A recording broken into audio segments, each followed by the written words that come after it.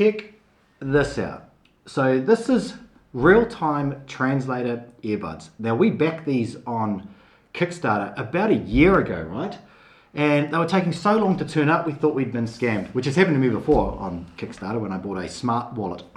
But that's a video for another day. But these real-time translator earbuds, apparently, the technology is so fast and so good in these that you can put one in your ear, put one in her ear, and you can have a real-time, almost real-time conversation and even interrupt each other. So it's almost like you're talking in real time. We thought that these were brilliant, so we backed the campaign. They finally made them and they sent them to us this week, and we're super stoked. And so we're going to do a review, maybe a real-time review in the coming week or two. So subscribe to the channel if you're interested in having conversations in different languages through technology. Right, enough of that. Today's video is about planning a trip when you're coming over to Ukraine. And we have 5 topics, or 5 things you need to think about. So we're going to go through those in this video here today. And a lot of guys, when they actually call us, and they pay for a consulting call, a strategy call, a coaching call, whatever you want to call it, and we go through some of these things with them, but we thought we'd make a video about it. So if you don't want to do a call with us, and you are thinking about it, you can use these topics to plan your trip over to Ukraine. So before we start with number 1, I want to say the reason why we're doing this video is because winter is usually a time when everybody plan their trips, and spring and summer is getting like super busy, and we're getting more and more calls. And even recently, like we talked to one guy, I really want to say hello to him because the place where he was calling us from was very unique. It was from New Caledonia, that we even have to, sorry for our geography skills, but we have to even Google where it is. And it's awesome that people all over the world are watching us.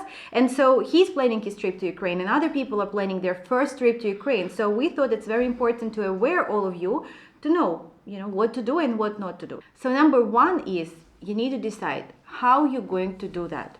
How you're going to come to Ukraine. Are you going to use any matchmaker? Are you going to use any companies? Are you going to do the tour? Are you coming solo, or are you coming to just explore Ukraine by yourself? Maybe you're coming to some community, or maybe you're going to learn some Russian or Ukrainian, and you sign up with some school, so you will stay here some amount of time, right?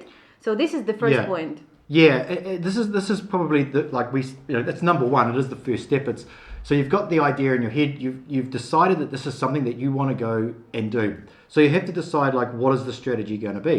And we can't say that there's a right way and a wrong way, because we could say one way is wrong, but there'll be a bunch of people that say, well, I did it the wrong way and it worked for me. So all different ways that you do it all have good and bad points, right? Some of them, like if you use, say, our service, maybe a bad point could be it costs money, right? If you look at, say, like using like dating apps like Tinder or Badoo or something like that, yep, they're practically free, but you can spend more. But you can, you could end up spending more on multiple trips, because it's there's a little bit there's more obstacles that you have to overcome. So you have to decide this. So you've got it in your mind that you want to come over to Ukraine and you like the idea of dating a Ukrainian woman, forming a relationship, getting married, going through the process of the K1 and all that sort of stuff. And thinking about how you're going to do that. This is very important, number 1. Yeah, definitely. And a lot of that's going to come down to time constraints that you have or don't have, because maybe you're going to stay here for a few months. It's like number 2. Yeah, so we'll discuss that a little bit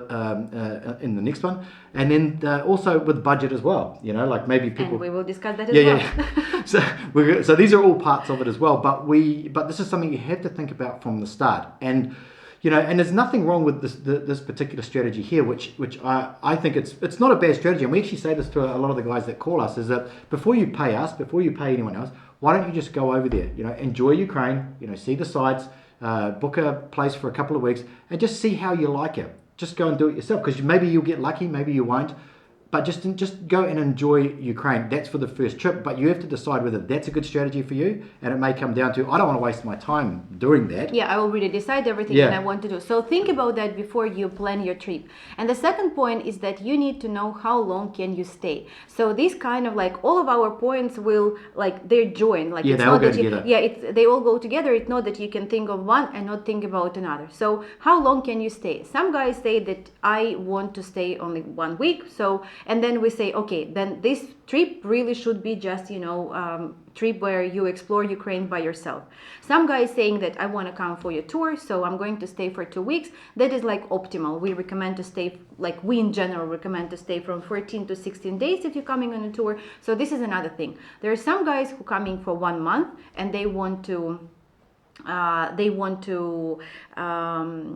like explore Ukraine. They want to travel from city to city. Here also can be some benefits and obstacles in that, because Ukraine is really like not a small country, and like to travel, like if you have an idea of traveling to some west part to see some castles and then go to somewhere else, like it can be not very easy to accomplish. But if you prepare and you think where you go first, where you go next, like it will be easier.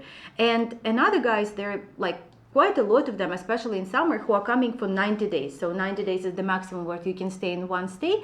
That is also great. Like you can learn English, Russian, you can make a lot of friends, and etc. etc. But the obstacle with that is that if you're coming for dating, it means that in the next 6 months you won't be able to come, for another trip, because you stayed all of your 90 days. Am I saying it right? Like 6 months or no? Because you can stay 90 days in half a year. So 3 months in half a year. So for the next some period of time, you won't be able to travel to Ukraine again, because you will you overstay. Yeah. So this is also to think about. Yeah, and for some guys they can use that strategy, like stay for 3 months, and then like say if you're like a remote worker, we've got a lot of guys that are remote workers, then you can apply for an actual visa, like and open a company, and then you can come back, and it becomes a little bit easier. But that's part of the strategy you have to think about as well. If you have no interest in that, you have to think about your how much time you're going to get off work, and are you going to be able to get some time off work again in about 2 months, because you want to come back to see the lady that you have started to form a relationship with, however it is that whatever your strategy is. So definitely think about that. And like here we'll go to our third point that we actually put here as a finances for the multiple trips. But in general, you also need to think that when you start dating a Ukrainian lady, you should be back, like if you want this relationship to work, you should be back in 3-4 months maximum. Like better if you can come earlier. So here you should think about, okay, so how long I can take off work for my first trip, so I can be back in 3 months. And second is that when you start planning your thinking about coming to Ukraine, you need to think, do you have enough finances to travel to Ukraine for multiple trips? Because some guys calling us and they think that Ukraine is really cheap and that is very affordable, but still, it can be cheap. You can make it like pretty reasonable, and definitely it's cheaper than like some things in US, but tickets, a place to stay, etc., etc., etc., it's gonna cost you. So are you financially prepared to be able to travel to Ukraine several times? Yeah, and also like some guys decide not to use any matchmaking services or anything like that. They want to use things like, say, if dating, I think it's called, like a free site or Tinder or whatever it is. And they come and they have like a cheap accommodation, right? Okay, so that's cool. And maybe you meet a lady and then you want to come back and see her again. Are you still going to stay in like cheap accommodation? Because now you're seeing a lady and she may stay with you. And she may stay with you, and she may want to have some place that is comfortable. All ladies have different expectations, different things that they value. And so you need to think about these things. So the first trip may be more expensive than the second trip, but the second trip, if you're already in a relationship, may be more expensive than the first trip. So you can't say, okay, I've got $4,000 to spend on the first trip, or maybe less, whatever. I don't know what the tickets are for the United States, and then the second trip's going to cost the same, the third trip's going to cost the same. It's not going to be that way, There's other factors that are going to come into it as well, and you need to have, not such a strict budget that if you go over by $500, it's going to really impact your own life back in you need country. To make it feel comfortable for you, to know that it's not the last money, and then if you come to Ukraine, then you will be in debt for a long time. And this here, like, we also go to our point number 4. It's where you're actually going to stay. So if the guy is coming for a week or 2 weeks, it's more or less understandable. It can be Airbnb or hotel, or like if they're on a tour, it's like all took care of. But if the guy is coming for longer, there is a mistake that we see most of the guys are doing. From one hand, it is not a mistake because it makes sense, of course, financially, but from other hand, like I see the struggle that they going through. So, and you may already assume that is that when the person is booking one city and one accommodation for the whole period of time, either for 1 month or even for 3. The problem with that is that you can get stuck with one place, and your mentality and your attitude would not let you go and travel to other places, because you would think, how can I go for a week to Dnipro, like if I book if I have a paid apartment in Kyiv? So it will limit you to stay in that particular city and limit you from the dating options and like just enjoying and exploring Ukraine. So this is also very good point to think about when you plan your trip to Ukraine, is where you actually going to stay. It is great to have a place to stay for the first, like if you're coming for a longer period of time, to have a booked place for first week or two where you like easily can, just come, relax and explore around. But then after that, it's so much better to have this flexibility, right? Like to not be stuck in one place. Yeah, we've had many instances where guys have contacted us, and one just springs to mind, and it was a young gentleman. I think he was in his 20s. It was before we had Heart Rocket. It was when I just had my YouTube channel. It was just me by myself. He reached out and said, I want to go over there and do this. He did that, and then he got in contact with Luba, and he didn't want to stay in the city centre because it was $50 a night. He wanted to get like $21 a night. And he was staying miles away. He did everything wrong. There was not much, like he wasn't a client. He was just somebody that he reached out. He ended up in the hospital. He ended up sick. We ended up trying to figure out what was going on. But because he lived so far away, the girl that we had asked, we gave him an assistant. Basically, it was just an associate, I guess you could call her, in Kyiv, and she was helping him, but she had to get this bus to this sketchy part of the town. And she was scared. She said, I can't go there like late at night. It's just not a very safe area. Yeah, like it was so much, like if he was in the city centre, yes, whatever happened to him that evening, there'd be security cameras, there'd be security, and there's a lot of security in the centre of these towns now they seem to be looking after foreigners from what I've seen. From like drunk like locals. He would have been safer. It would have cost him less on taxis. It would have been easier, like geographically speaking, when it comes to dating, because if he did want to like invite a lady back to his place, well, it's not that hard to do. Like he can't say to a lady, jump on the bus and let's get a taxi from. And so you've got to think about these things, right? So yes, it may be a little bit cheaper to stay by $20 a night, but you're going to probably pay $5, $6, $8 for the taxi run. And all that also, stuff. So, like in the big cities, it's a horrible traffic, so you will just lose like all your time in traffic. And also, like it's better to send, like unfortunately, I don't know, I think it's all over the world. No matter where I booked my places, like in Italy or anywhere else in Spain, it's always say, 5 minutes from the center. And same in Odessa. When I read like, and sometimes even Striker, when he didn't know the city well enough, he was saying, he said like, nice apartment, and I said, like, and they say like 5 minutes from the center, and like it's just far, it's really far. I said, I don't know what they're using, like helicopter to get to the center. So and the guy's reading that, but you need to understand that if the apartment costs really cheap, like it can't be in a very center, nobody would rent it like this. So please be smart on that, and if you have any hesitation, it's better to send us an email, send me location, and I will tell you, is it safe to stay there or no, like I will do it free of charge. So the next thing that is very important, like it's not materialistic, right? It's not like where you're going to stay, how long you're going to stay. It's not how much you're going to spend. It's not all of that, but it is what is your goal, right? You probably will be better to explain that. Yeah. Okay. So, what is your goal on this trip, on your first trip? Not what is your goal, overall. Like, of course, all guys doing this have the same goal: meet a lady, date, get to know her. Marry, maybe have kids, whatever, retire together, whatever it is. Okay, so on your first trip, you need to be thinking about when you go back home, what have you actually achieved from this first trip? Okay, so we know with our clients, we know exactly what we would like them to achieve. Sometimes it doesn't work out this way, right? So we always want them to have 2 or 3 options of ladies that they're talking to when they go back home. Now, some of our clients, they say, no, I found the lady that I want. And even though we explain, you need to be careful, because if you get stuck on one lady, you don't have other options. Basically, you get one-itis. But they do that, and we do have good success from it, but it's not the recommended way of doing it, based on my experience, Luba's experience, and all the guys that I've spoken to as well.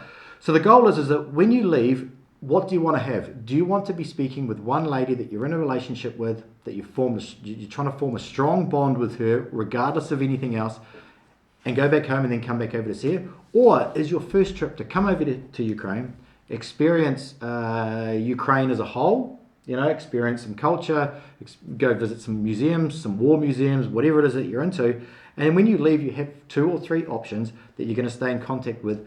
And when you plan your next trip, you're going to come over and you're going to see some of those ladies. Now, a lot of guys get upset with this one. We spend so much time explaining this.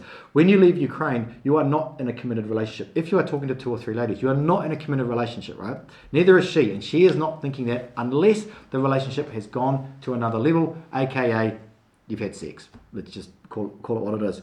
But until you've done that, and we don't recommend doing that early on because there's a lot of problems that come with that, then your next trip should be, okay, I'm coming back over to see 2 of those 3 ladies. Why 2? Because one always is never as responsive as the other 2. You're going to be coming back over, seeing those 2 ladies, and then it'll start to develop. That's the idealistic way of doing it. Like this, or a little bit different, because yeah, sorry, but usually what's happening is that the guy, it's very rare when the guy is coming back to see 2 ladies, to be honest. Like from the practice, like it's usually the guy is talking to 2 or 3 ladies, but he's coming back to see 1, and that is right.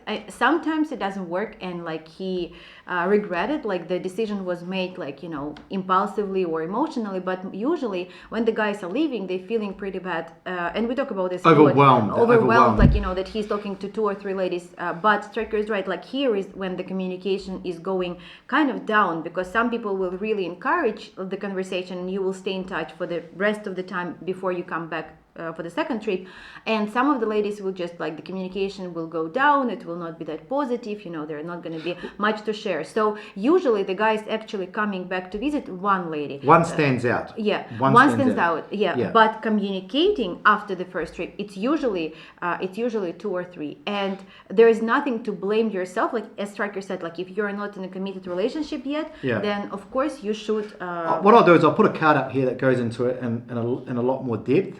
It is a very important topic, and we're the only company, I believe, that says that has this strategy. Everyone else says choose one, stop dating, go home, fingers crossed it works, because you've got no other options otherwise. So anyway, so that's the strategy that you need to think about. And if you're doing it on your own and you're using Tinder, or you're just going to cruise around and meet ladies wherever, bars or whatever, that can be a little bit hard to control. A lot harder than, say, if you're with us to control, because all you're going to be doing is getting numbers. You don't really know too much about these ladies. You're going to be trying dating a whole heap.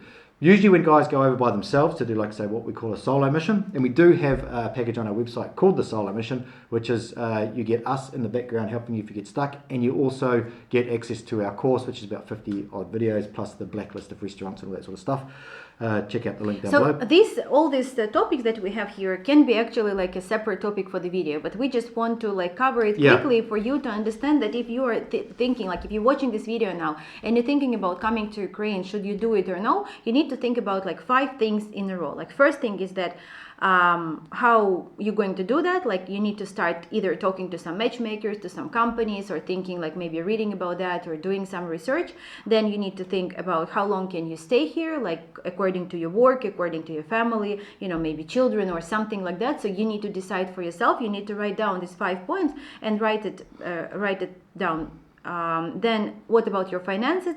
Will it be comfortable for you or no? We did a bunch of videos about how much it would cost, how much would you spend, average prices. So just go through our videos, please, and have a look. Then fourth, it like where you're going to stay, just choosing like location, choosing the hotels, reading the feedbacks, reading the reviews. Now January, February is the best time when you can do it if you're planning your trip for spring or summer. And the last one is that just think overall, like what is your goal? Are you planning just to explore, or you really want to focus on somebody? Maybe you're already talking to somebody and you're going to meet just them. This is also can be tricky strategy if you're talking to somebody by letter writing and you focus only on her.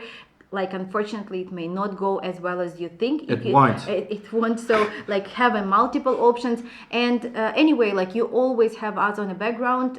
Striker will put the link down below about our strategy goals. We will always answer all of your questions. And really, even though we want to give even more information, it's very like everybody's different. Everybody's case is very different. And we never use any cliche or anything like do this or this. We always adjust all the trips to your favor, the way you will enjoy it and the way it will work for you. So that's why we call it strategy goal, because we're not even trying to sell you anything on that. We're just finding the best solution for you.